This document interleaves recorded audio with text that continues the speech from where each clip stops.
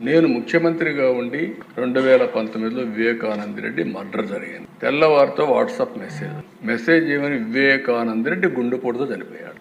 Election season, నేను కూడా గుండెపోటు అనుకున్నాను. జనరల్గా నాకు ఎప్పుడు ఏ ఆలోచన వచ్చినా, ఏ మెసేజ్ వచ్చినా మళ్ళీ నేను స్టడీ చేస్తూ ఉంటాను.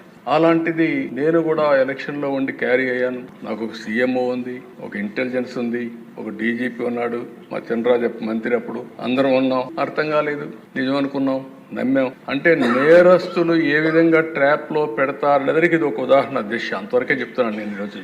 అది అయిన తర్వాత మధ్యాహ్నాలకి బిల్డప్ అయింది. సునీత గారు అడిగారు దీన్ని పోస్ట్ మార్టం చేయాలని.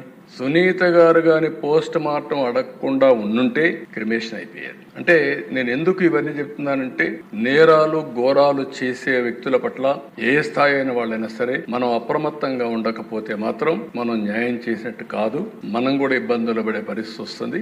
ఆ తర్వాత సాయంత్రానికి అధ్యక్ష ఎప్పుడైతే పోస్ట్ మార్టం చేశారో, ఏ టీవీలో అయితే గుండెపోటని చెప్పారో వాళ్లే సాయంత్రానికి మాట మార్చేసి ఇంతవరకు మా తండ్రి చనిపోయాడు, ఇప్పుడు తండ్రి లేని బిడ్డే కాకుండా చిన్నాన్న ఉంటే ఆ